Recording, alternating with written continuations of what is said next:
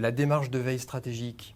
et les outils de veille, ce qu'ils apportent avant tout, c'est ni l'analyse, ni l'esprit critique, c'est le cadre, le socle, en termes de productivité, en termes de capitalisation, en termes de systématisation d'un certain nombre de process, pour faire en sorte que le plein potentiel d'analyse et d'esprit critique puisse se révéler. Mais ça veut dire que l'analyse et l'esprit critique reste un facteur humain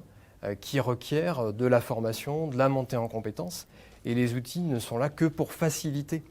ce potentiel. Et il y a une dimension qui me semble, dans tout ce qui a été dit, être une clé excessivement importante, qui est l'intelligence collective. Et c'est en ça que les outils, et d'ailleurs parfois les réseaux sociaux peuvent servir aussi à ça, mais c'est juste que pour les raisons qu'évoquait Ali, c'est plus complexe parce que l'outil est plus difficile à